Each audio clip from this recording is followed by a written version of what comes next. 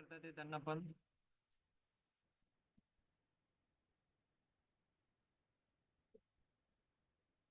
So see most of the time कसं होतं की जेव्हा स्टुडंट्स अटेंड करतात कुठलाही करिक्युलम फ्रॉम अ इन्स्टिट्यूट, तर तिथं त्यांना थेरी ड्रिव्हन पूर्ण इन्फॉर्मेशन शेअर केली जाते आणि प्रॅक्टिकलचा थोडासा गॅप असतो. आणि बाकीचे जे कोर्सेस आहेत त्याच्यामध्ये ते चालू शकतं, कारण थेअरी आणि प्रॅक्टिकल मध्ये थेअरी पार्ट हा 80% असतो आणि प्रॅक्टिकल पार्ट हा फक्त 20% असतो. पण जीएनएम हा जो कोर्स गव्हर्नमेंटनी जो तयार केलेला आहे त्याचा मेन सगळ्यात इम्पॉर्टंट जर तुम्ही बघितलं सिलेबसमध्ये, so it's opposite. Theory part जो आहे तो 30% आहे आणि प्रॅक्टिकल पार्ट जो आहे तो 70%. तर असं का डिझाईन केलं असेल तुम्हाला काय वाटतं? आणि जर तुम्ही बीएससी नर्सिंग बरोबर पण जर कम्पेअर केलं तर तिथं पण अपोजिट आहे. म्हणजे 30% प्रॅक्टिकल आणि 70% थेअरी आहे. फक्त हा एक प्रोग्राम जो डिझाईन केलाय गव्हर्नमेंटने तो अपोजिट आहे. तर तुम्हाला काय वाटतं का असं केलं असेल?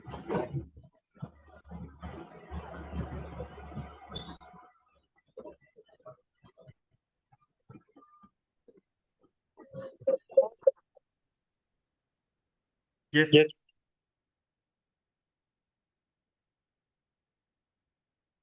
का असं केलं असेल? कारण हा सगळ्यात महत्वाचा प्रश्न आहे जो तुम्ही स्वतःला विचारला पाहिजे की why this type of changes are done. कारण हा प्रोग्राम डिझाईन करताना गव्हर्नमेंटचं मेन पर्पज होतं की विद्यार्थ्यांनी हा कोर्स कम्प्लीट केला ना तर त्यांना खूप चांगली संधी भेटली पाहिजे जी ऑलरेडी आहे. आणि नर्सिंग स्टाफ जो आहे किंवा हेल्थकेअर स्टाफ जो आहे त्याची जी रिक्वायरमेंट आहे ती खूप जास्त आहे आणि जो आता करंट जो नंबर आहे तो खूप कमी आहे. तुम्ही सगळे घ्या, म्हणजे हेल्थकेअर प्रोफेशनल्स मध्ये डॉक्टर जर आपण घेतले तर त्यांचा पण पर कॅपिटा जो पाहिजे नंबर त्याच्यापेक्षा खूप कमी आहे भारतामध्ये. म्हणून आता जर तुम्ही बघता तर खूप सारे मेडिकल कॉलेजेस पण वाढतात आहे. आणि कोविड ह्या सिच्युएशन नंतर ते सगळ्यांना त्यांनी ते रिअलाइज करून दिले की हेल्थकेअर हा खूप इम्पॉर्टंट पार्ट आहे. पण नर्सिंग पर्स्पेक्टिव्ह जर तुम्ही बघितलं तर तुम्ही खूप इम्पॉर्टंट रोल प्ले करता या पूर्ण इकोसिस्टीम मध्ये. आता तू ऑलरेडी हॉस्पिटलमध्ये काम करतोय, सो खूप सारं असं वर्क आहे की जे नर्सिंग स्टाफ डॉक्टरच्या अब्सेन्स मध्ये पण करू शकतो. म्हणजे डॉक्टर गाईड करतात, त्यांना मेंटॉर करतात, पण त्यांना नेहमी तिथं प्रेझेंट राहायची गरज नाहीये. So nursing staff plays very important. फक्त प्रॉब्लेम जो मेन जो आम्ही बघतोय तो काय की गॅप खूप आहे. म्हणजे हॉस्पिटलमध्ये रिक्वायरमेंट जी आहे स्किल सेटची आणि जे ऍक्च्युअल बाहेर येतात ते स्टुडंट याच्यामध्ये खूप गॅप आहे. त्यामुळे जेव्हा हा पूर्ण प्रोग्राम आपण जेव्हा डेव्हलप केला सो त्याच्यामध्ये आपण त्याची खूप चांगल्या पद्धतीने काळजी घेतलेली आहे. सो जसं सिलेबस मध्ये आहे की तुम्हाला 70% जो पार्ट असणार आहे तो प्रॅक्टिकल ड्रिव्हन पाहिजे आणि 30% जो आहे तो थेअरी ड्रिव्हन पाहिजे. हा पूर्ण सिलेबस आपण त्या पद्धतीने सेट केलेला आहे. सतत प्रॅक्टिकल तुम्हाला माहिती पाहिजे असेल एक्सपोजर तर तुम्हाला कसली गरज आहे, कुठं भेटू शकतं तुम्हाला? जसं आता तुम्ही लॅब्स बघितल्या आणि या फुल फ्लेज आहे, म्हणजे तुम्ही कुठल्याही कॉलेजमध्ये गेला you can find this standard labs, right? तर फक्त लॅबमध्ये तुम्ही ते प्रॅक्टिकल एक्सपिरियन्स घेऊ शकता, ते कुठे भेटेल तुम्हाला? जेव्हा तुम्ही ऍक्च्युअली डॉक्टर्स हॉस्पिटल्स क्लिनिक्स मध्ये जेव्हा तुम्ही काम करणार तेव्हा ते एक्सपोजर तुम्हाला भेटणार, राईट?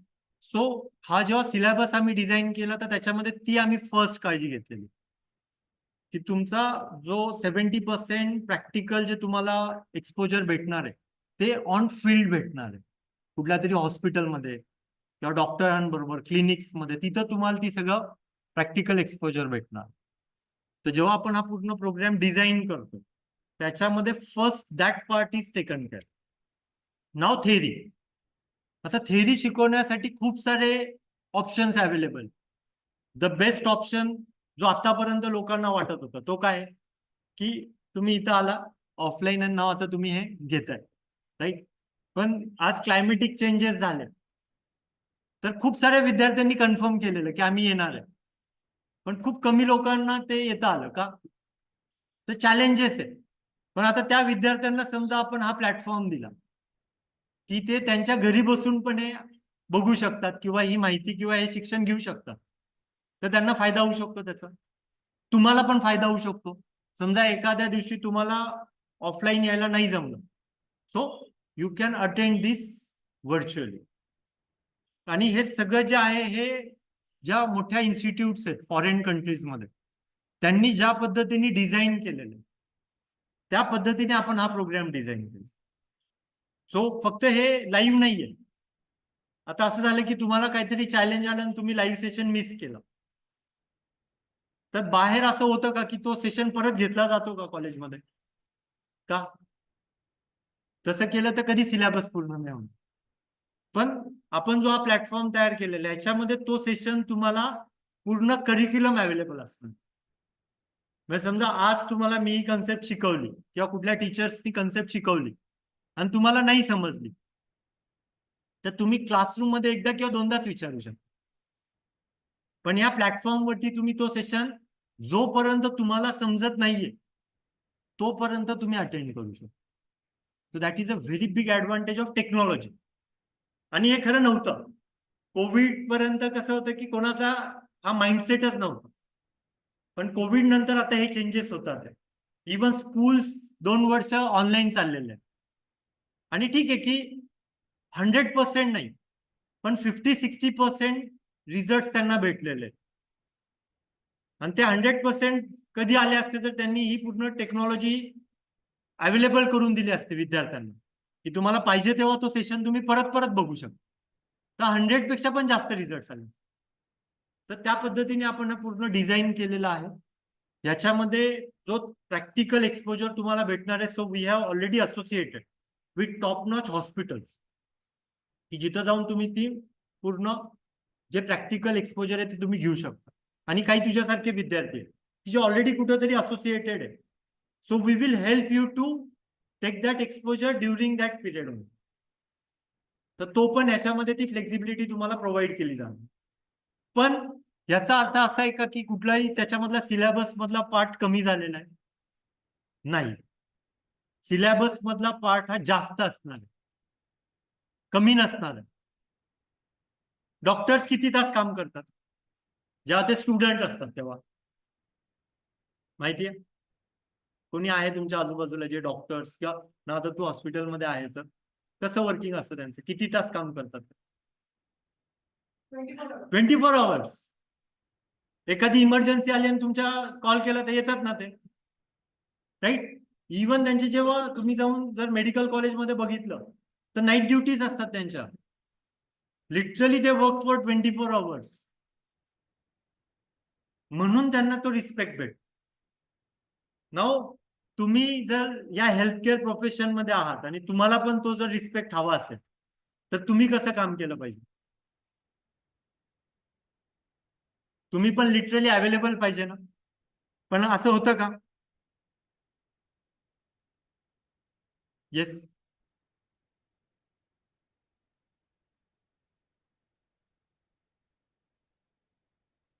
होतं असं. खूपदा कसं होतं, आपण आपल्या कम्फर्ट झोन मध्ये असतो. आम्हाला एवढं काम दिलं, आम्ही एवढंच काम करणार, राईट? पण तो कम्फर्ट झोन ब्रेक करावा लागणार. आणि या इन्स्टिट्यूट मध्ये जेव्हा आम्ही हा पूर्ण प्रोग्राम डिझाईन केलेला आहे, तर त्याच्यामध्ये तो आमचा फर्स्ट पार्ट आहे. It is not a routine. तुमचं जसं आता रुटीन कुठल्या तरी अकॅडमिक्स मध्ये जसं तुम्ही पार्ट करता तसं नसणार. त्याच्यामध्ये तुम्हाला एक्स्ट्रा एफर्ट्स घ्यावे लागतात. जर तुम्ही ते व्यवस्थित एक्स्ट्रा एफर्ट्स घेतले तर या 3 वर्षाच्या कोर्समध्ये तुमचे 3 वर्षाचे जे अकॅडमिक्स आहे ते तर कव्हर होणारच आहे, पण त्याच्याबरोबर जो एक्सपोजर तुम्हाला भेटणार आहे तो ऍडिशनल 3 वर्षाचा असणार. म्हणजे जेव्हा तुम्ही पास आउट करून बाहेर जाणार आहे तर जो स्किल सेट असणार आहे तुमच्याकडे तो 3 वर्षाच्या एक्सपिरियन्सच्या इक्विव्हॅलंट असणार. आणि जो नॉलेज पार्ट असणार तो पण 3 वर्षाचा असणार. सो म्हणजे 3 वर्षात आपल्याला किती वर्षाचं काम करायचंय? 6 वर्षाचं.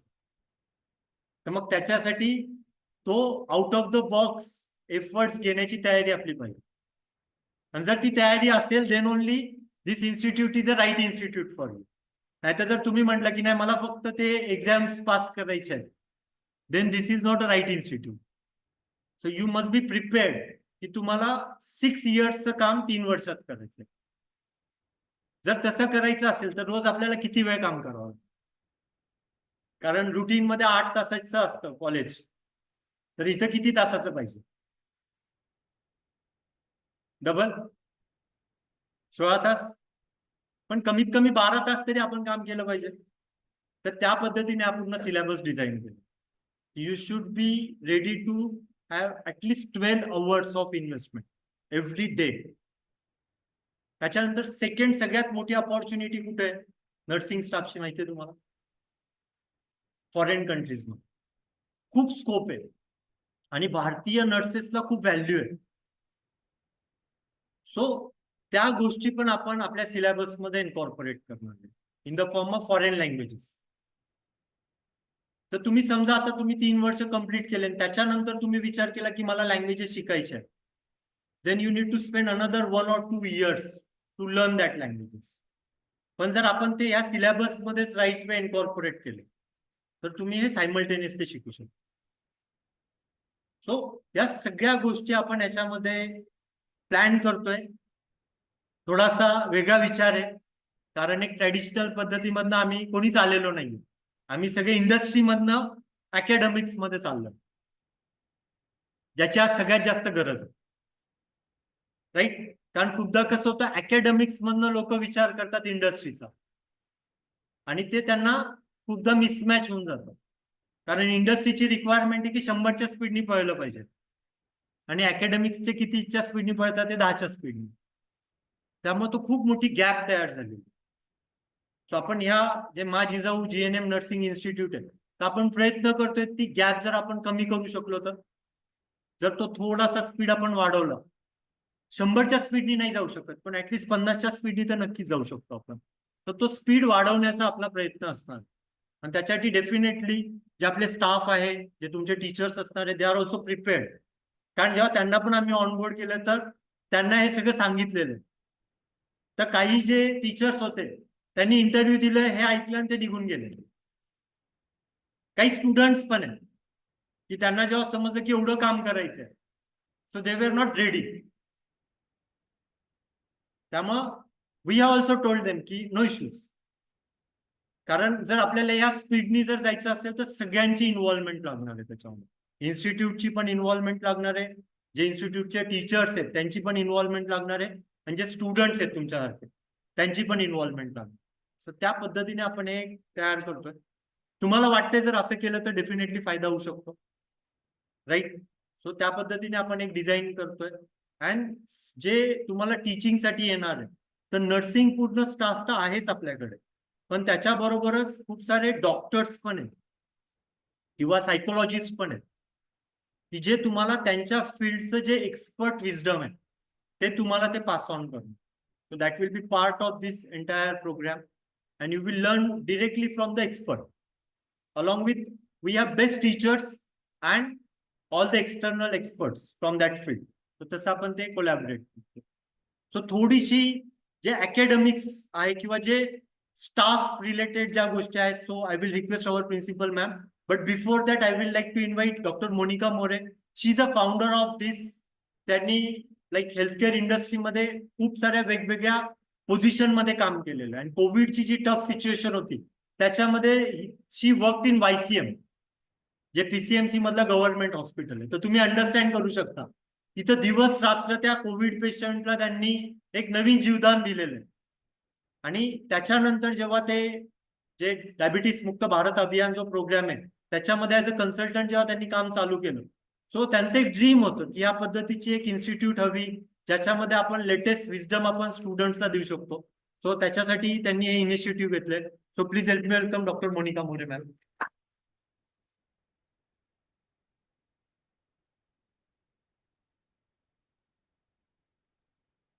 Yes, good morning. जसं ह्या स्टुडंटला मागच्या संडेला मी भेटली, मुकेशला तर पहिल्यांदा अगोदर आपली भेट झालेलीच आहे. जसं सरांनी तर सगळाच पार्ट आता कव्हर केलाय की आपले एक्स्ट्राचे जे एसओपीज आहेत, आपण जे म्हणतो बाहेर तुम्ही आता सगळ्या विद्यार्थ्यांचा माइंडसेट काय असतो, मी ऍडमिशन घेतलंय, मला कॉलेजला जायचंय, 8 तास मला तिथे जाऊन थेरी पार्ट शिकायचं आणि घरी यायचं, बरोबर आहे. पण जसं आपण जीएनएमचा जेव्हा सिलेबस बघतोय, तो फक्त 30% तुमचा थेरोटिकल पार्ट आहे आणि 70% हा तुमचा प्रॅक्टिकल पार्ट आहे. सो आपला बेसिक उद्देश किंवा आपला पर्पजच हा आहे की जास्तीत जास्त क्लिनिकल एक्सपोजर आपण आपल्या विद्यार्थ्यांना देता आलं पाहिजे. सी तुम्ही आता 3 वर्ष आम्ही तुम्हाला पूर्ण थेरोटिकल जर पार्ट शिकवला, तर परत तुम्हाला कुठेतरी बाहेर जाऊन अजून एक्स्ट्रा नॉलेज घ्यावं लागेल प्रॅक्टिकलसाठी. म्हणजे हे 3 वर्ष तर तुमचे ऑक्युपाय इथे असणारच. परत वर्षभर तुम्हाला कुठेतरी ऑब्झर्व्हर म्हणून किंवा कमी पेमेंटमध्ये काम करावं लागेल. जर तुमच्याकडे स्किल नसेल, बरोबर आहे, तर तुम्हाला जॉब पण चांगल्या लेवलचा नाही मिळेल. पण ह्या 3 वर्षामध्ये जर आपण तुमचं ते स्किल पण जर चांगलं केलं, तर तुम्हाला गेल्या गेल्या चांगला पेमेंटचा जॉब मिळू शकतो हॉस्पिटलमध्ये. जेव्हा हॉस्पिटलमध्ये काम केलेले, क्रिटिकल केअरमध्ये काम केलेले, मी आयसीयू, सीसीयू, कार्डियाक, ओटीज सगळीकडे काम केलेले. सो मला माहितीये की बेसिक चॅलेंजेस तिथे काय येतात. जेव्हा नवीन विद्यार्थी येतात, फक्त त्यांच्याकडे डिग्री असते, but knowledge wise they are very zero. So आपल्याला तसं प्लॅन करायचा नाहीये. ओके, एखाद्या विद्यार्थ्याला जर मी सांगितलं जाऊन पेशंटचे व्हायटल्स घे किंवा सांगितलं एखाद्याला थर्मामीटर घेऊन ये, so they don't have that much of knowledge also. So आपल्याला तसं नकोय. आपले विद्यार्थी जेव्हा इथून आपल्या इन्स्टिट्यूट मधून बाहेर जातील, सो त्यांना थेरोटिकल पार्ट तर बाय डिफॉल्ट येणारच आहे, पण जो प्रॅक्टिकल सगळ्यात महत्वाचा पार्ट आहे ना, सो त्यांना कुठल्याही परिस्थितीमध्ये कुठल्याही डॉक्टरांनी काही सांगितलं तर ते त्यांना आलं पाहिजे. ठीक आहे. सो हा आपला बेसिक पर्पज आहे या सगळ्या गोष्टींमागचा, जे ट्रॅडिशनल वेने आतापर्यंत सगळीकडे चालत आलेलं आहे. तुम्ही या, शिका, एक्झाम द्या, तेवढ्या पुरता अभ्यास करा, निघून जा, असं नाहीये. सी आम्ही हे जेव्हा आमचं जे मिशन पण आहे डायबिटीस मुक्त भारत अभियान, जेवढी लोक आम्हाला असोसिएटेड आहेत they are like our family. So आमचे स्टुडंट म्हणजे पण आमची फॅमिली असणार आहे. माझी जाऊ नर्सिंगमध्ये जेवढे विद्यार्थी आणि टीचिंग स्टाफ आहे ते आमच्या फॅमिलीचा पार्ट आहे. सो एखाद्या फॅमिलीला आपण आपलं म्हणून कसं एखादी गोष्ट ट्रीट करतो, सेम थिंग आम्ही आमच्या स्टुडंटला पण तसंच देणार आहे. खूप आम्ही वेगवेगळ्या गोष्टी प्लॅन केलेल्या आहेत विद्यार्थ्यांसाठी आणि ते त्यांच्या फायद्यासाठी असेल. डे फर्स्ट पासून आपण विद्यार्थ्यांना क्लिनिकल एक्सपोजर जास्तीत जास्त कसा देता येईल याच्यावरती आपला पूर्ण फोकस आहे. म्हणजे डे फर्स्ट पासून ते वर्षाचे आपले जे 365 दिवस आहेत त्याचा पूर्ण प्लॅन आपण तयार केलेले, की आपण जास्तीत जास्त प्रॅक्टिकल विद्यार्थ्यांना कसं देऊ शकतो. जे पण काही मोठे हॉस्पिटल्स आहेत, इन्स्टिट्यूट्स आहेत, त्यांच्यासोबत आपण ऑलरेडी टायअप केलेलं आहे. सो आपण तिथे विद्यार्थ्यांना ते क्लिनिकल एक्सपोजर देणार आहोत. आणि आता ऑलरेडी तुम्ही त्या फील्डमध्ये तू तर काम करतोस, तुला माहिती आहे की किती इम्पॉर्टंट गोष्ट आहे क्लिनिकल गोष्टी येण्यासाठी. हॉस्पिटलमध्ये आता अशी काही लोक आहेत ज्यांच्याकडे डिग्री आहे पण नॉलेज नाहीये, आणि काही लोक अशी आहेत ज्यांच्याकडे नॉलेज आहे पण डिग्री नाहीये. त्याच्यामुळे त्यांचं पेमेंट तिथे कमी आहे, बरोबर आहे. सो आपल्याला हे सगळं कमी करायचंय तिथे जाऊन. आणि तुम्हाला फक्त तुमचा विद्यार्थ्यांचा थेरोटिकल पार्ट कम्प्लीट न करता सर्वांगीण अभ्यास कसा व्हावा विद्यार्थ्यांचा. सी आपण भरपूर मोठ्या मोठ्या हॉस्पिटलमध्ये जेव्हा काम करतो, खूप हाय प्रोफेशनल मधले लोक पण येतात ना पेशंट म्हणून तिथे. सो त्यांचं कम्युनिकेशन जर बघितलं, सो तिथे काही ठिकाणी इंग्लिश लँग्वेज वापरतात, काही ठिकाणी हिंदी वापरतात. सो आपण आता आपली बायबॉन्ड लँग्वेज मराठी आहे म्हणून आपण मराठी खूप उत्तम प्रकारे बोलू शकतो, बरोबर आहे. पण त्यांच्यासोबत जेव्हा आपल्याला कम्युनिकेशन करायचं असतं, आपल्याला बेसिक गोष्टी तरी बोलता आल्या पाहिजेत, हिंदीमध्ये म्हणा, इंग्लिशमध्ये म्हणा. सो तो एक्सपोजर पण आपण विद्यार्थ्यांना याच्यासोबत देणार आहोत. असं नाहीये की आपण विद्यार्थ्यांना फक्त क्लिनिकल पार्टला पाठवलं आणि ते बघून घ्या. नो, तुम्हाला डॉक्टरांपेक्षा जास्त वेळ पेशंट सोबत तुमच्या लोकांना थांबायचंय तिथे. सो आपलं प्रोफेशन इतकं नोबेल आहे ना, पण लोक त्या लेवलची व्हॅल्यू ऍड नाही करत बाहेर, बरोबर आहे. सो आपल्याला ती व्हॅल्यू ऍड करायची आहे तिथे. सो आपण ह्या सगळ्या गोष्टींचा एक्सपोजर इथे देणार आहोत. हिंदी लँग्वेज असेल, इंग्लिश लँग्वेज असेल, बेसिक कम्युनिकेशन आपण कसं करायला पाहिजे, आपल्या पेशंट सोबत आपली बॉडी लँग्वेज कशी असायला पाहिजे, आपलं बिहेवियर कसं असायला पाहिजे. सगळ्यात पहिली गोष्ट आपल्या मेडिकल प्रोफेशनमध्ये कुठली असते, की तुमचा पोलाइटनेस किती आहे, तुम्ही बोलता कसं, विचारता कसं. सी एखादा पेशंट जेव्हा बाहेर नाही येतो ना, बरेच पेशंट कसे काय सांगतात आपल्याला, डॉक्टरांना बघितल्यावर बोलल्यावर माझा अर्धा आजार तिथेच कमी झाला. सेम थिंग डॉक्टर जे फॉलो करतात ते जर तुम्ही फॉलो केलं तर पेशंटला पण छान वाटेल, तुमच्या हॉस्पिटलचा रेपो वाढेल, तुमच्या हॉस्पिटलला पेशंट पण बरेच येतील, बरोबर आहे. So it's up to you की तुम्हाला ते कशा पद्धतीने वर्क करायचे, बरोबर आहे. आम्ही एक्सपोजर द्यायला खूप तयार आहे तुम्हाला सगळ्या गोष्टी, आम्हाला हे करायचंय ते करायचंय, पण समोरच्या विद्यार्थ्यांची कॅपॅसिटी आणि लर्न करण्याची इच्छा पण तेवढीच पाहिजे ना. त्याच्यासाठीच आपण प्लॅन केलेलं आहे. नक्कीच तुम्ही ही पूर्ण जी 3 वर्षाची जर्नी आहे ती तुम्ही खूप एन्जॉय करा. तुम्हाला खूप विजडम मिळेल, नॉलेज मिळेल, आणि तोच आपला उद्देश आहे इथे. ओके, तुमचे जर काही डाऊट्स असतील तर आपले टीचर्स आहेत, त्यांना पण तुम्ही विचारू शकता. रिलेटेड टू लँग्वेज असेल, अजून काही वेगळ्या गोष्टी असतील. ठीक आहे, ओके, थँक्यू. थँक्यू. एकदा मोनिका मॅडम साठी एकदा जोरदार टाळ्या होत्या. सो सी या सगळ्याची जी सुरुवात झाली त्याच्यामध्ये एक खूप इम्पॉर्टंट मिशन वरती आपण सगळे काम करतोय, दॅट इज डिंबा, डायबिटीस मुक्त भारत अभियान. त्याच्यामध्ये जे WWC डिंबा टीम आहे, तर आमचं गोल आहे की we want to reach 25 crore families by 15 August 2047, जेव्हा आपण 100 वर्ष पूर्ण करणार. तर जे WHO वगैरेने काही आपल्यासाठी स्टॅट सांगितलेले आहेत, आणि डिंबा हे एक जे प्रोग्राम आहे, सो जे डिंबाचे जे चीफ मार्केटिंग ऑफिसर आहेत आणि जे इन्स्टिट्यूट मध्ये पण खूप ऍक्टिव्हली वर्क करतात, ते Bhushan Yande sir. So I will like to invite him. So Bhushan sir स्वतः हेल्थकेअर इंडस्ट्रीमध्ये 15 वर्ष झाले काम करतात. टीस सारख्या जी मोठी इन्स्टिट्यूट आहे, Tata institute of social science, so तिथनं त्यांनी त्यांचं पोस्ट ग्रॅज्युएशन कम्प्लीट केलेलं आहे. आणि खूप साऱ्या मल्टीनॅशनल कंपनीज ज्या आहेत, इलाय लिली, नोवार्टिस, त्या कंपनीमध्ये त्यांनी त्यांची सेवा दिलेली आहे.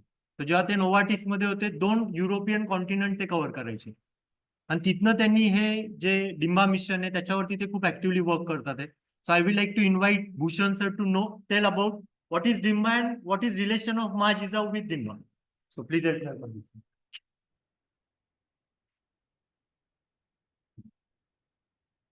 So thank you very much Raj sir. मला तुम्हाला पुढे जाण्यापूर्वी एक प्रश्न विचारायला आवडेल की कशा प्रकारचं आयुष्य हवंय तुम्हाला? यशस्वी, बरोबर. तर मी जर विचारलं की फॉरेन ट्रिप करायला आवडेल? आवडेल. जॉब करायला आवडेल तिथे? आता जे करायला आवडेल त्यासाठी स्किल सेट पण तसेच लागतात. 16 वर्षापूर्वी ज्या वेळेला आम्ही हेल्थकेअर इंडस्ट्रीमध्ये आमचं करिअर सुरुवात केलं 2008 साली, मी आणि राज सरांनी, तर आमच्या एक गोष्ट लक्षात आली की आम्हाला मार्गदर्शन करणारं कोणी नव्हतं. आम्ही जे शिकलो आणि आम्ही जशी सुरुवात केली आमच्या करिअरची, याच्यामध्ये खूप गॅप होता. तर वेळ का लागला? जसे जसे अनुभव येत गेले तसं तसं समजलं की मागं काय करणं गरजेचं होतं.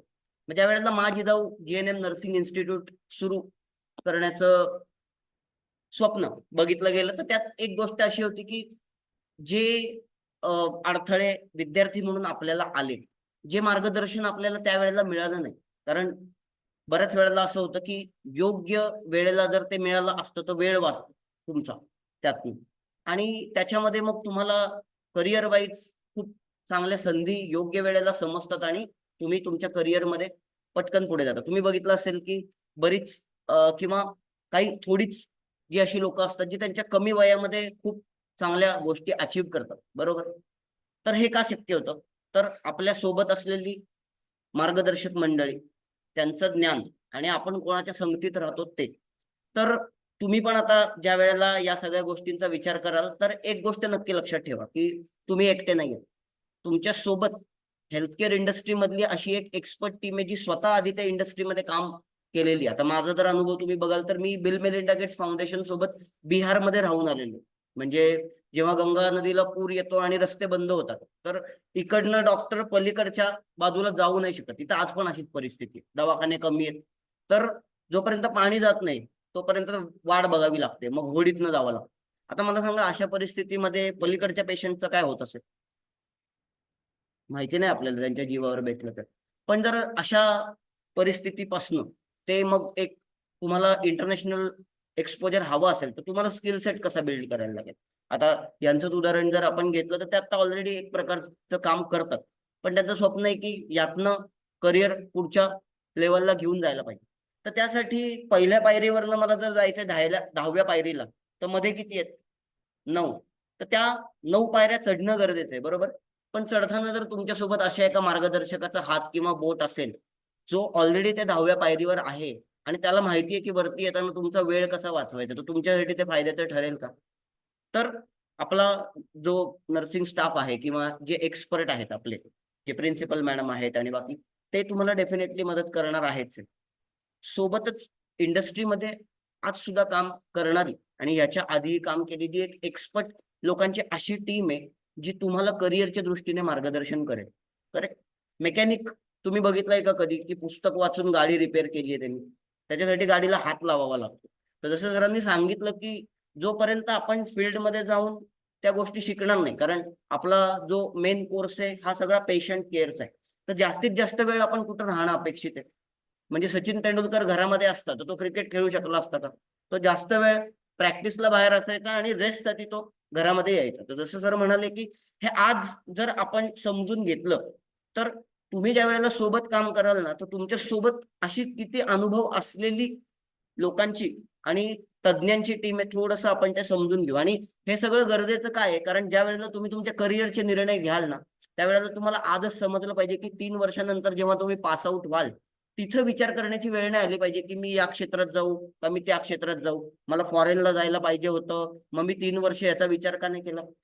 हा विचार सायमल्टेनियसली जेव्हा तुम्ही शिकत असाल तेव्हाच ते डेव्हलपमेंट होतील. आणि 3 वर्षाच्या शेवटी तुम्हाला ती क्लॅरिटी यायला पाहिजे की आता ज्या वेळेला मी करिअर सुरू करणार आहे, त्यावेळेला माझ्यासाठी जी मी स्वप्न बघितलेत, तर त्या करिअरची सुरुवात मी कशी करू. आणि त्यावेळेला ही टीम तुम्हाला गाईड करेल का, कारण ह्यांनी जी स्वतःच्या करिअरच्या बाबतीतची स्वप्न बघितली होती ती सगळी पूर्ण केलेली आहे. त्यामुळे दुसऱ्यांना बघितल्यानंतर ती पूर्णत्वाला कशी न्यायची याबद्दलचं जे मार्गदर्शन पाहिजे ना, ते मार्गदर्शक आपल्याकडे आज उपलब्ध आहेत. तुम्ही सगळ्यांनी ब्रॉशर बघितलंय माझी जाऊ GNM नर्सिंग इन्स्टिट्यूटचं? नक्की बघा, कारण तुम्हाला जिथे जायचंय तिथे तिथली परिस्थिती आधी समजून घेणं आणि तिथल्या लोकांबद्दल आपल्याला परिचय असणं फार गरजेचं आहे. कारण तुम्ही तुमच्या करिअरचा 3 वर्षाचा निर्णय त्याच्यामध्ये घेणार आहे. करेक्ट? आता हे जे आहेत ना, हे डॉक्टर राजेंद्र माने सर आहेत. तर ते इन्स्टिट्यूटमध्ये आपल्या जर तुम्ही बघितलं तर एक मोठ्या पोझिशनला आहेत आणि त्यांचा जर अनुभव तुम्ही बघायला गेलात प्रायमरीली, सो ते डायरेक्टर आहेत आणि ते MD मेडिसिन डॉक्टर आहेत. मागचे 35 वर्ष झाले ते आरोग्य क्षेत्रामध्ये सेवा देत आहेत. त्यांचं स्वतःचं हॉस्पिटल आहे, स्वतःचा दवाखाना आहे, पुण्यामध्ये त्यांचे दवाखाने आहेत. आणि या सोबत त्यांनी काय केलंय तर 15 वर्ष संशोधन केलंय.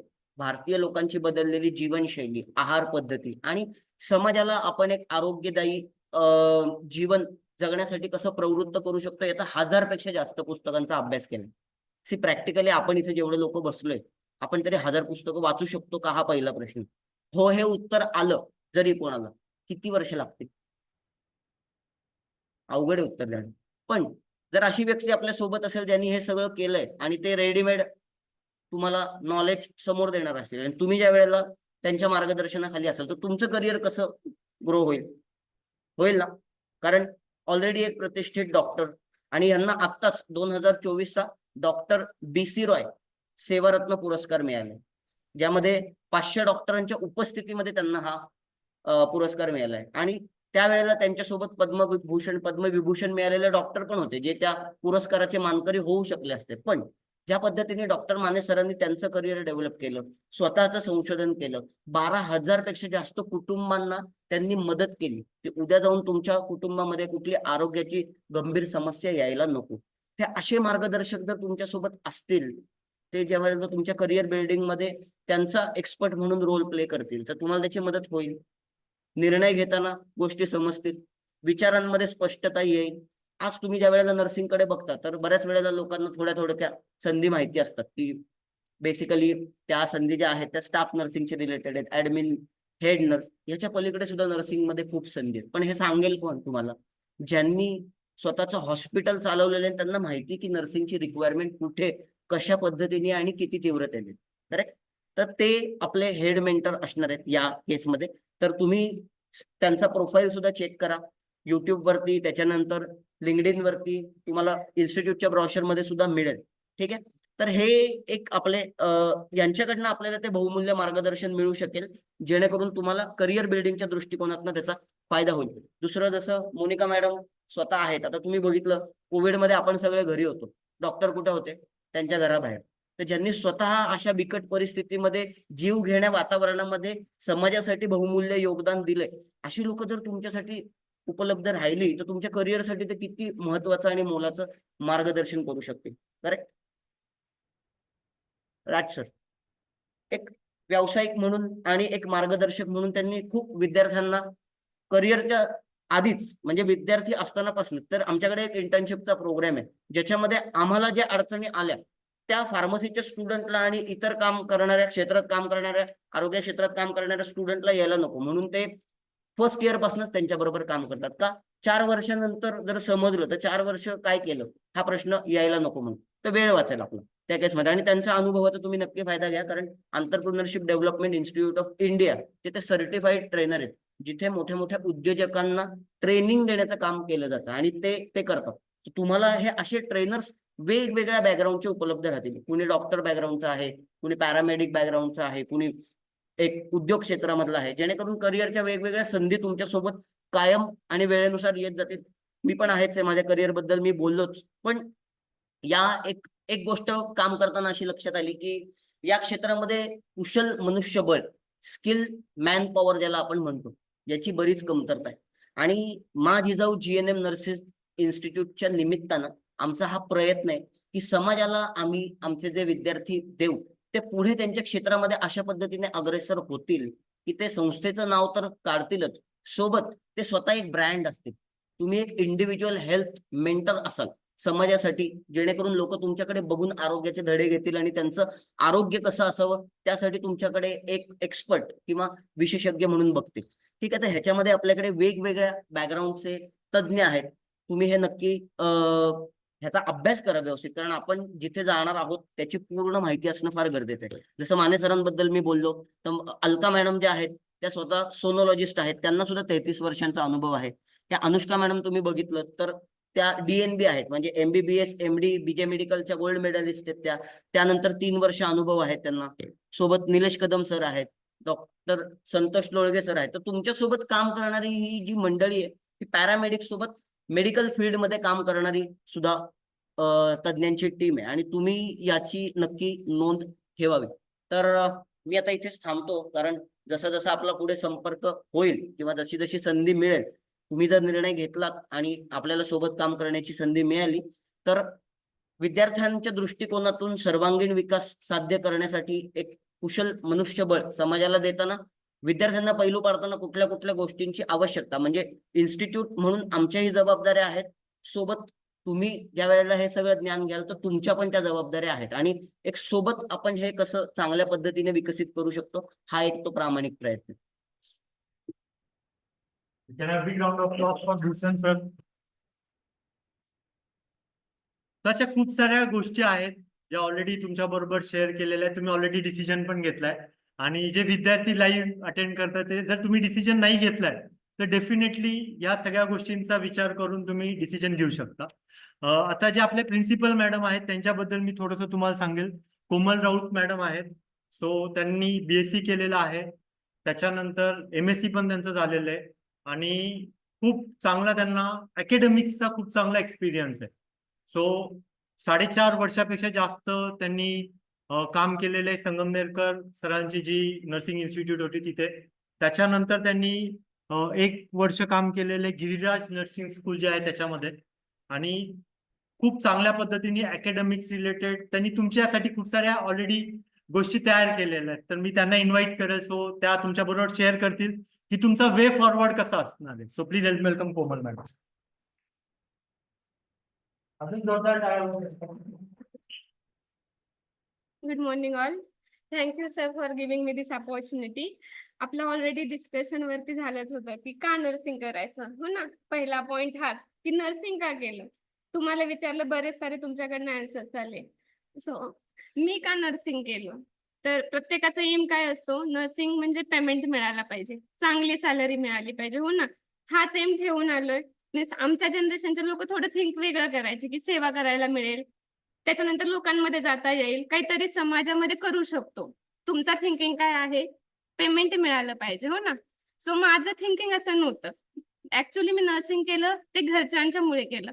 माझ्या घरामध्ये सगळे नर्स आहेत, सगळे, इन्क्लुडिंग माय आंटी. ठीक आहे, माझी आत्या नर्स आहे, 4ही, माझी काकी नर्स आहे आणि सगळे गव्हर्नमेंट सेक्टरमध्ये काम करतात स्टाफ नर्स म्हणून. मग मी काय नर्सिंग केलं तर यांचा रेफरन्स की हा करायचंय काहीतरी म्हणून कर, घरातली मोठी मुलगी, सॅलरी मिळेल, बस झालं, तुझं बघून बाकीचे लोक काहीतरी करतील, म्हणून मी नर्सिंग केलं. सो तुम्ही पण काहीतरी एम घेऊन आला असेल. सो नर्सिंग मध्ये खूप साऱ्या अपॉर्च्युनिटीज आहेत. मी ऑलमोस्ट 6 इयर्स टीचिंग मध्ये काम केलं. MSc केल्यानंतर खूप साऱ्या कॉलेजेस मधनही ऑफर आले की या आणि जॉईन करा, ऍज अ प्रिन्सिपल म्हणून करा, लेक्चरर म्हणून करा किंवा प्रोफेसर म्हणून करा. कुठे ना कुठे काही ना काहीतरी अपॉर्च्युनिटी मिळाली होती. 6 वर्षांचा एक्सपिरियन्स प्लस MSc. सो आणि MSc पण मी करताना सायकॅट्री या सब्जेक्ट मध्ये केली, जो की आताचा सगळ्यात मोठा आपल्याकडे असलेला एक स्कोप आहे की लोकांना फिजिकल पेक्षा मेंटल इश्यूज खूप सारे आहे, रोजचा स्ट्रेस आहे काही ना काही.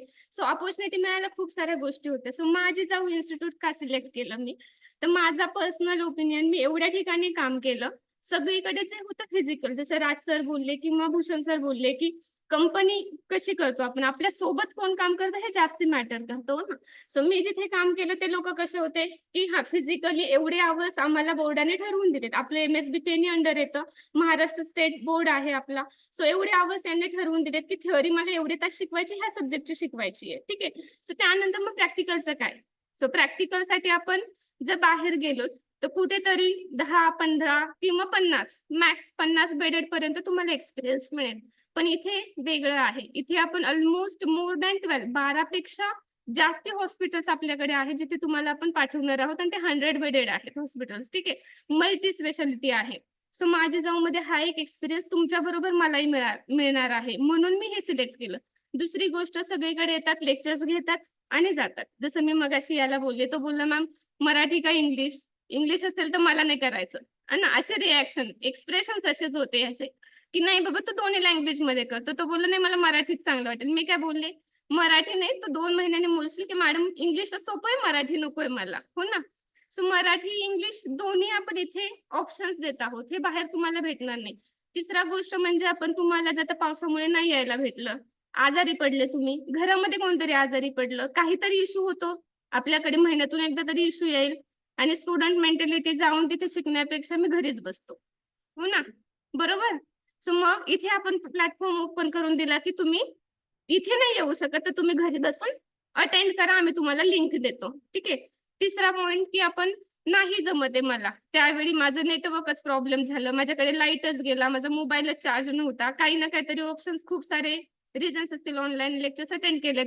मगाशी जसं हा बोलला मुकेश की मॅम काही नाही, बोर झालं की बंद करायचं, ठेवून द्यायचं, कुठेतरी निघून जायचं. करला ना असं. सो तुम्हाला त्यावेळी बोर झालंय, कधीतरी तुमचा मूड येईल, मग आपण काय करतोय, व्हिडिओ रेकॉर्ड करून देतोय की बाबा तुझा मूड असेल ना त्यावेळी तू ते ऐक आणि त्यावेळी तू स्टडी कर. ठीक आहे. माझी जाऊचे 3 स्पेशालिटी ज्या तुम्हाला कुठेच भेटणार नाही. ठीक आहे. कुठेही जा तुम्ही पुण्यामध्ये, मी पुण्यामध्ये ऑलमोस्ट 5 इयर्स टीच केलं, बारामतीमध्ये ऑलमोस्ट 1.5 वर्ष गेले माझे, पण कुठेही हा प्लॅटफॉर्म ओपन नव्हता. या, शिका आणि जा. ओके. 12 हॉस्पिटल्स मध्ये प्रत्येक ठिकाणी तुम्हाला टीचर्स भेटणार आहे. म्हणजे तुम्ही स्टाफ कडून तर शिकताच आहे, स्टाफ तुम्हाला शिकवतोय, स्टाफ त्यांच्या पॉइंट ऑफ व्ह्यू न तसे शिकून जाणार, पण एक्झाम पॉइंट ऑफ व्ह्यू न तुम्ही कसे प्रोसिजर करायला पाहिजे, काय करायला पाहिजे, कारण GNM हा practical art based skill based programme आहे. ठीक आहे. सो ते तुम्हाला स्किल शिकवायला कोण येणार आहे, तिथे टीचर्स येणार आहेत. कंपल्सरी तुमच्याकडे जेवढा तुम्ही वेळ हॉस्पिटलमध्ये आहात तेवढा वेळ तिथे तुमच्याकडे टीचर्स अवेलेबल असणार आहे. ठीक आहे. त्याच्यानंतर आपण टाइम पण क्लासेसचा सर बोलले तसं जास्ती वेळ ठेवलाय जो कुठेच नाहीये. हे मेंटली आपल्याला आधी प्रिपेअर व्हावं लागणार आहे की कारण तुमची मेंटॅलिटी काय आहे, आता 12वी झालं, कॉलेजला जाणार, वाटलं तर जातो, नाहीतर घरी बसतो. अरे वा, बंक पण करायला भेटणार, आता तर मी कॉलेजला गेलो किंवा गेले. हो की नाही. सो हे तिथे तुम्हाला भेटणार नाही. इव्हन नर्सिंग असं आहे की नर्सिंगचे खूप सारे अकॅडमिक पण आहेत. सो ते अकॅडमिक काय काय आहेत आपल्याकडे, सिलेबस, हे 3rd इयरचा तुमचा पूर्ण सिलेबस आहे. 1st इयर, 2nd इयर आणि 3rd इयर. सो 1st इयरला बेसिकली आपल्याला 4 सब्जेक्ट आहेत जे एक्सटर्नल म्हणून आपण ट्रीट करतो. ठीक आहे. म्हणजे कंपल्सरी या 4 सब्जेक्टची तुम्हाला काय करायची आहे, फायनल एक्झाम द्यायची. त्याचबरोबर त्याचं मिड टर्म, प्री फायनलही द्यायची आहे. सो याच्यामध्ये आपण ऍडिशनल काय केलंय, इंग्लिश आणि कम्प्युटर सायन्स. ठीक आहे. कुठल्याही कॉलेजमध्ये जा तुम्ही, इंग्लिश आणि कम्प्युटर हे 2 सब्जेक्ट इंटरनल शिकवले जातात. म्हणजे तुमची एक्झाम घेणार आणि तुम्हाला ग्रेड देऊन पास करणार. इथे आपण असं नाही करत आहे. आपण कंपल्सरी इंग्लिश ग्रामर तुम्हाला शिकवणार आहोत. ठीक आहे. त्यासाठी आपण स्पेशल टीचर हायर करणार आहोत. कम्प्युटरचा प्रत्येक जे ऍप्लिकेशन्स आहेत, जे काही ऍप्लिकेशन्स मी नर्सिंग झाल्यानंतर शिकले, ते सगळं तुम्हाला इथे शिकवणार आहोत आपण. हे 2ही सब्जेक्ट आपले ॲज अ एक्सटर्नल सब्जेक्ट म्हणून आपण ट्रीट करणार आहोत. ठीक आहे. सो त्याचं तुम्हाला डिटेल नॉलेज याच्यामध्ये भेटणार आहे. बाकीचे जे सब्जेक्ट आहे, अॅनाटॉमी आणि फिजिओलॉजी, हा सगळ्यात मेन आणि बेस्ट आहे नर्सिंगचा. जर तुम्हाला अॅनाटॉमी फिजिओलॉजी नाही आलं तर तुम्ही 3rd इयर पर्यंत काही कुठेही करू शकत नाही. अॅनाटॉमी फिजिओलॉजी आपण पूर्ण आपल्या डोक्यापासून ते पायापर्यंत कसं स्ट्रक्चर आहे आणि कशाचं काय फंक्शन आहे हे याच्यामध्ये आपण शिकणार आहोत. नेक्स्ट आहे मायक्रोबायोलॉजी, छोटे छोटे व्हायरस, बॅक्टेरिया, पॅरासाइट्स जे पण कुठले आहेत, कुठल्याचा आपल्या शरीरावर कसा आणि कुठे परिणाम होतो हे आपण शिकणार त्याच्यामध्ये. नेक्स्ट आहे सायकोलॉजी. सायकोलॉजी म्हणजे आपली मानसिकता कशी आहे, जे तुम्हाला इथे येऊन आता नवीन नवीन जे समजलं की बापरे 10 तास 12 तास काम करायचंय, राज सर बोलले हो ना, त्याच वेळी स्ट्रेस आला, अरे 12 तास कसं करणार, मी तर 12 तास झोपण्यातच घालवतो, हो की नाही? सो मग 12 तास कसे करायचे ते कुठे शिकणार? सायकोलॉजी मध्ये शिकणार की का 12 तास काम करायचं, कसं करायचं. ठीक आहे, मी पण तुमच्यासारखं 8 तास काम करायचं याच हेतून इथे आले होते. इथे आल्यावर मला सरांनी कन्सेप्ट सांगितली, मॅमने कन्सेप्ट सांगितली, असं असं आहे. त्यावेळी मला नवीन वाटलं काहीतरी, हा ठीक आहे, म्हणजे मी जे शिकले ते मी इथे युटिलाइज करू शकते. ठीक आहे. त्यानंतर सोशोलॉजी, जे आपण मगाशी बोलणं झालं आपलं की कम्युनिटी. सोशोलॉजी आणि कम्युनिटी कनेक्टेड आहे, की सोसायटीमध्ये काय चाललंय ते आपण कुठे शिकणार आहोत, त्या स्पेसिफिक एरियामध्ये जाऊन शिकणार. सो कम्युनिटी आणि सोशोलॉजी दोन्ही कनेक्टेड आहेत, पण पेपर सेपरेट आहे. सो ते पण आपल्याला इथे शिकायचं आहे. त्यानंतर कम्युनिटीमध्येच 4 सब्जेक्ट्स येतात. एक म्हणजे न्यूट्रिशन, काय खायचं, कधी खायचं, किती खायचं, कसं खायचं, हो ना. ह्याच्यामध्ये तर आपली स्पेशालिटी आहे. आपण डिंबा म्हणून अभियान चालू करतो, त्यामध्ये तर आपल्याला सगळं सांगतात की कसं खायचंय, काय खायचं, हो ना. त्यासाठी आपल्याकडे एक्सपर्ट मोनिका मॅडम आहेत. ऑलमोस्ट अर्धा न्यूट्रिशन मॅडम तुम्हाला एक्सप्लेन करतील की का खायचं आणि कसं खायचं ते. ठीक आहे. मला पण मॅम कडनं आल्यावर नवीन गोष्टी समजल्या खाण्याच्या, कशा खायच्या असतात ते. ठीक आहे. याच्यापेक्षा बेटर मॅम सांगतील. सो तो न्यूट्रिशन आपण शिकणारे, वरती आपण चार्ट्स पण बघितले कसे लावलेले आहेत ते. ठीक आहे. त्यानंतर आहे हेल्थ एज्युकेशन अँड कम्युनिकेशन. हा सगळ्यात नर्सिंगचा इम्पॉर्टंट फॅक्टर आहे. ठीक आहे. तुम्हाला कुठल्या पेशंटला काय एज्युकेशन द्यायचं हे कुठे शिकाल? हेल्थ एज्युकेशन मध्ये. म्हणजे डायबिटीजचा पेशंट आहे आणि तुम्ही त्याला हायपरटेन्शनचं सांगताय, चालेल का? सो तो हेल्थ एज्युकेशनचा पार्ट तुम्ही इथे शिकाल. आणि कम्युनिकेशन जे पण आहे, कसं असायला पाहिजे, पोलाइट मॅनर्स कसे असायला पाहिजे, बिहेवियर कसं असायला पाहिजे, कुठून कोणाकडे बोलायचं. मी स्टुडंट आहे तर डायरेक्ट जाऊन तुम्ही आता इथे मोनिका मॅडम किंवा राज सरांकडे नाही बोलू शकत ना. तुम्हाला एक प्लॅटफॉर्म दिलेला आहे की टीचर्स आहे, प्रिन्सिपल आहे, त्यानंतर बाकीचे जे लोक आहेत तुमचे, आता फ्युचरमध्ये जाऊन तुम्ही सिनियर व्हाल तर सिनियर्स आहे. सो हे कम्युनिकेशन कुठल्या वेनं कसं करायचं हे आपण या सब्जेक्टमध्ये शिकणार. ठीक आहे.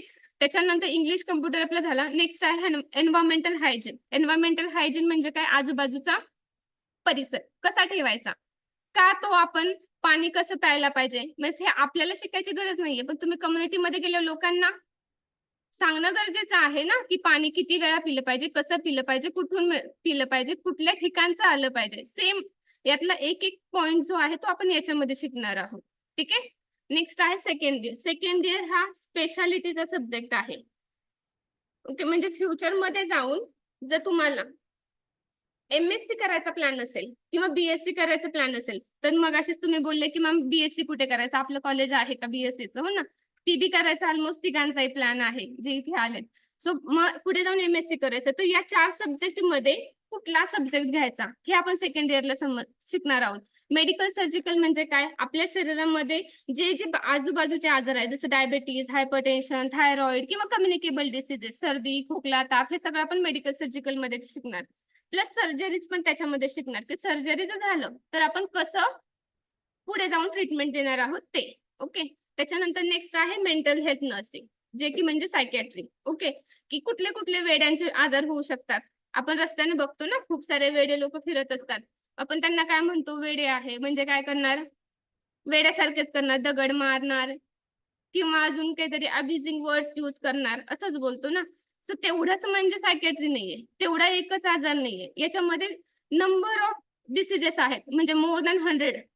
100 पेक्षा जास्त डिसीजेस तुम्हाला मेंटल हेल्थ मध्ये शिकायचे आहेत, की प्रत्येक आजारासाठी एकच सिम्पटम नसतो. सो ते तुम्ही सेकंड इयरला शिकाल. नेक्स्ट आहे तो म्हणजे चाइल्ड हेल्थ नर्सिंग, ज्याला आपण शॉर्ट मध्ये बोलतो पीडियाट्रिक. ओके. की लहान मुलांचं जन्माच्या आधीपासून, म्हणजे ज्यावेळी ते आईच्या पोटात आहेत तेव्हापासून ते मोठे होईपर्यंत, मरेपर्यंत, किंवा आपण पीडियाट्रिक मध्ये शिकतो 15 वर्षापर्यंत, काय काय त्यांच्यामध्ये चेंजेस व्हायला पाहिजे, कशी त्यांची डेव्हलपमेंट व्हायला पाहिजे, हे सगळं आपण पीडियाट्रिक मध्ये शिकणार आहोत, चाइल्ड हेल्थ नर्सिंग. आणि लास्ट इयर आहे थर्ड इयर, ज्याच्यामध्ये आपण शिकणार आहे गायनेकोलॉजी, जी ऑलरेडी आपण वरती लॅब बघितली, हो ना. तर त्यावेळी मी तुम्हाला बोलले थर्ड इयरला डिटेल मध्ये शिकाल तुम्ही. सो गायनेकोलॉजी म्हणजे मिडवायफरी आणि गायनेकोलॉजी नर्सिंग हे दोघं एकत्र येतात. ओके. तुम्हाला पेपर याचा एकत्र द्यायचा आहे. सो त्यामुळे त्याच्यामध्ये जे जे आहे प्रेग्नन्सी रिलेटेड हे सगळं आपण या 2 सब्जेक्ट मध्ये शिकणार आहोत. त्याचं सेम प्रॅक्टिकल आहे. सो कंपल्सरी तुम्हाला डिलिव्हरी कसं करायचं, असिस्ट कसा करायचं, न्यूबॉर्नची कशी काळजी घ्यायची, याच्यापेक्षा खूप सारे प्रोसिजर्स तुम्ही प्रॅक्टिकल मध्ये शिकणार.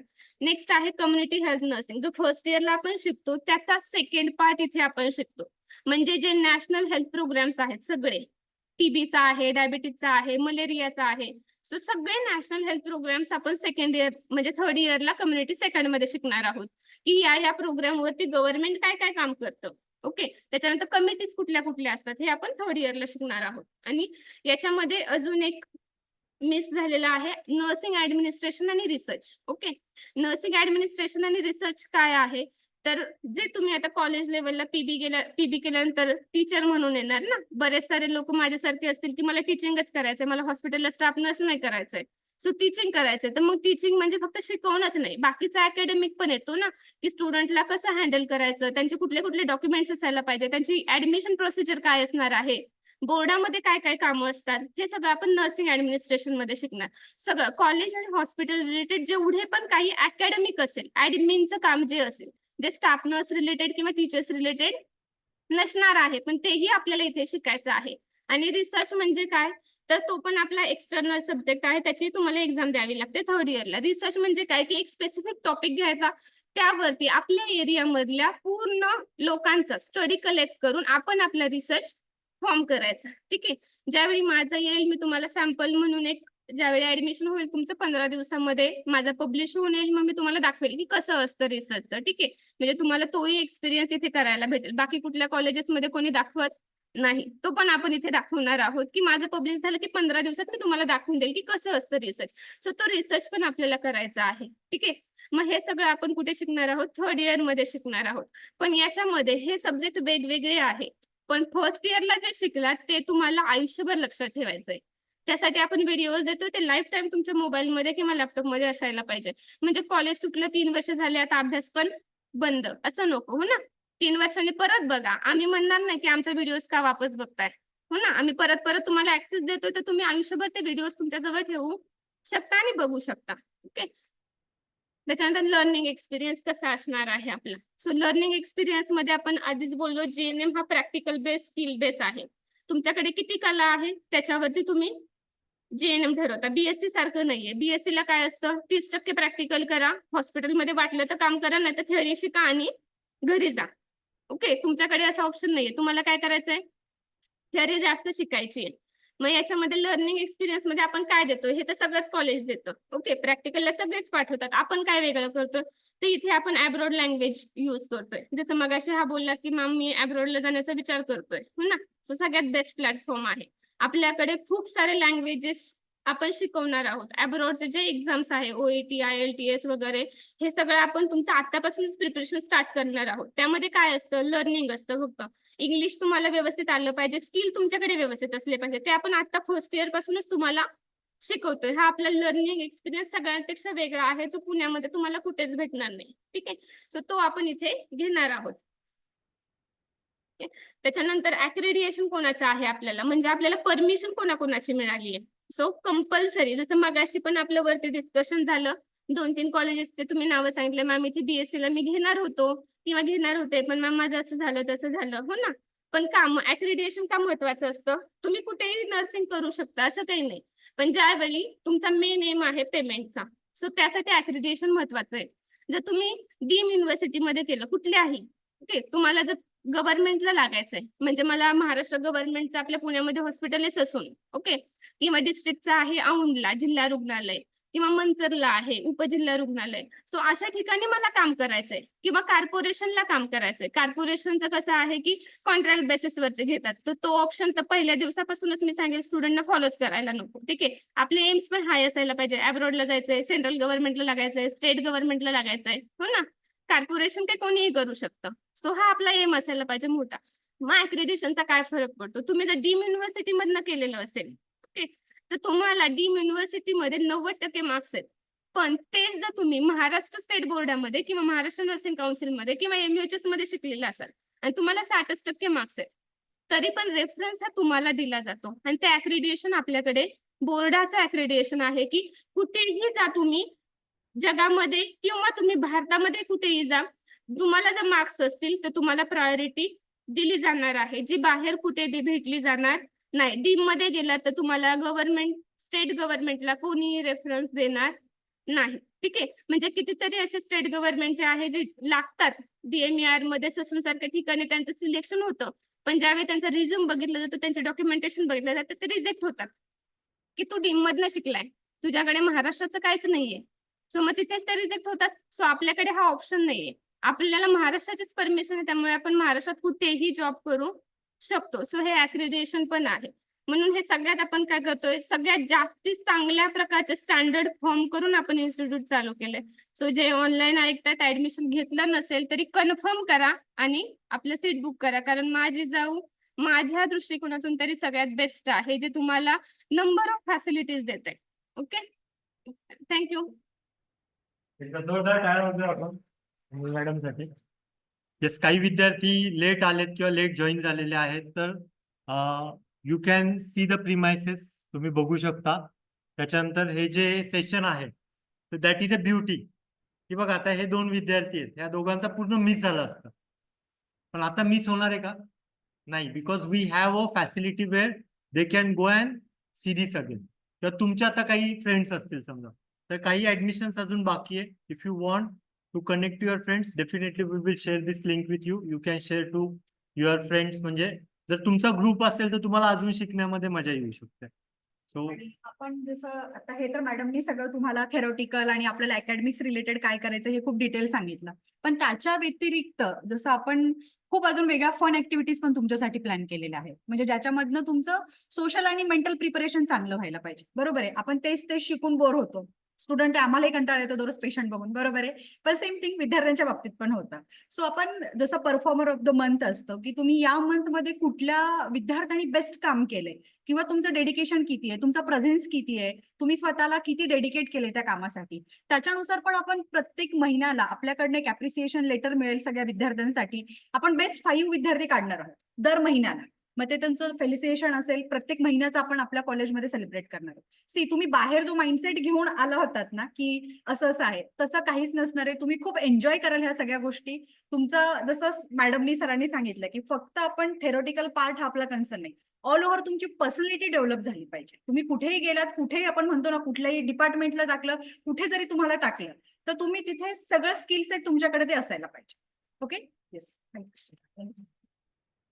तुमचे काही डाऊट्स, क्वेश्चन्स असतील तर तुम्ही डेफिनेटली विचारू शकता. काय विचारायचंय का? सगळं क्लिअर झालेलं आहे? गुड. सगळ्यात महत्वाचं जे आहे, आता जसं मॅडमनी म्हटलं की महाराष्ट्र स्टेट बोर्डाबरोबर आपलं अफिलिएशन आहे, त्याचा अजून एक तुम्हाला बेनिफिट होतो, तो म्हणजे तुम्हाला स्कॉलरशिप भेटण्यासाठी पण याचा फायदा होतो. तर जर तुम्ही समजा शेड्यूल कास्ट किंवा ओबीसी मध्ये असाल, तर महाराष्ट्र शासनातर्फे तुम्हाला एक स्कॉलरशिप दिली जाते. त्याच्यासाठी ऑलरेडी आपण परमिशन घेतली, त्याचा तुम्हाला बेनिफिट घेता येणार आहे. सेकंड, समाज कल्याणचे पण तुम्हाला काही स्कॉलरशिप्स असतात, तर त्याचा पण तुम्हाला डेफिनेटली याच्यामध्ये बेनिफिट होणार आहे. आणि काही विद्यार्थ्यांना समजा फायनान्शियल रिलेटेड काही कन्सर्न्स असतील, so we are giving you that little bit of breathing space, की असं नाही की तुम्हाला पूर्ण फीज द्यायची. आणि so we will give some flexibility options to you, तर त्याचा पण तुम्ही फायदा घेऊ शकता. अशा खूप साऱ्या गोष्टी आहेत की ज्याच्यामध्ये we want to support you. फक्त एक गोष्ट आहे की जो माइंडसेट किंवा ऍटिट्यूड पार्ट आहे, तिथं आम्ही कुठलाच कॉम्प्रोमाइज नाही करणार. So if you are planning to take admission to Maa Jijau GNM nursing institute, you must be prepared की तुम्हाला 12-15 तास पूर्ण तुमची सगळी मेहनत तुम्हाला करायची आहे. आणि जे तुम्ही 6 वर्षामध्ये शिकण्याचा प्रयत्न करताय किंवा फॉरेन लँग्वेजेस साठी ऍडिशनल 1-2 वर्ष लागणार आहे, तो तुमचा जो 6-7 वर्षाचा जो अभ्यास आहे, तो आपल्याला ह्या 3 वर्षामध्ये कम्प्लीट करायचा. So you must be ready to put extra efforts. आणि समजा तुम्हाला कुठं लँग्वेज मध्ये किंवा जिथं पण तुम्हाला असं वाटतं की मी कुठेतरी कमी पडतोय, so we have a team to support you. पण ती शिकण्याची तयारी कोणाची हवी आहे? तुमची हवी आहे, स्टुडंटची नाही, माझी, असं तुम्ही म्हटलं पाहिजे. Right. So that is there. Anything else, any closing remark if you want to give? जसं बरेच विद्यार्थी बाहेरनं पण आपल्याकडे येणार आहेत. सो ज्या विद्यार्थ्यांना हॉस्टेलची फॅसिलिटी हवी आहे गर्ल्स किंवा बॉईज साठी, सर आपल्यासोबत एक खूप चांगले सर आहेत, महामुनी सर म्हणून. त्यांचं आपल्या इथून एक 2 ते 3 किलोमीटरच्या अंतरावरती सरांचं हॉस्टेल आहे. सो कोणाला हवं असेल तर तुम्ही तिकडे पण प्रेफर करू शकता. जर कोणाला इश्यू येत असेल की आता एवढ्या दुरून मी येणं जाणं कसं करणार, सो तसं काही असेल तर आपण ते पण फॅसिलिटी दिलेली आहे. तर तुम्ही डिरेक्टली कोऑर्डिनेट करू शकता आमच्या टीमसोबत. ठीक आहे. अजून काही क्वेरीज आहेत कोणाच्या काही? जे ऑनलाईन अटेंड करतात ते तुमच्या जर काही क्वेरीज किंवा काही असेल तर तुम्ही डेफिनेटली हँड करू शकता. So good. Most of the things are covered.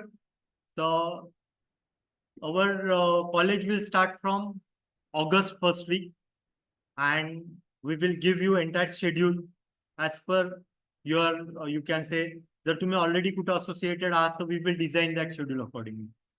ठीक आहे. आणि आणि जर- ऑलरेडी आपल्याकडे आता जसं सरांनी कोणीतरी आता सांगितलं ना अब्रॉड जाण्याचा विचार करतोय, ऑलरेडी आता आमच्याकडे अशी रिक्वायरमेंट होती. एका इन्स्टिट्यूट मध्ये जे वर्क करतात त्यांनी आम्हाला विचारलं की तुमचे स्टुडंट तुम्ही आम्हाला द्याल का. But this is our first batch की आतापासून लोक आपल्याला अप्रोच करतायत की आम्हाला आउट ऑफ इंडियासाठी नर्सेस पाहिजेत त्यांना.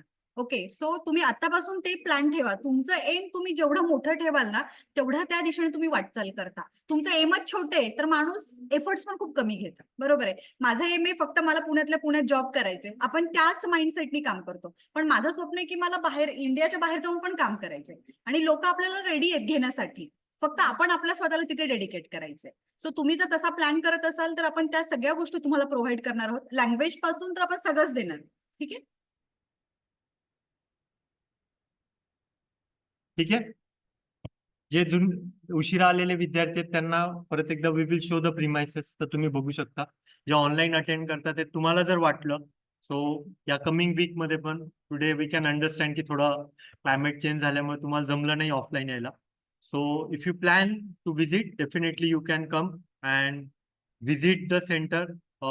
जे स्टाफ आहे त्यांना पण तुम्ही भेटू शकता. Yes yes. ठीक आहे. थँक्यू.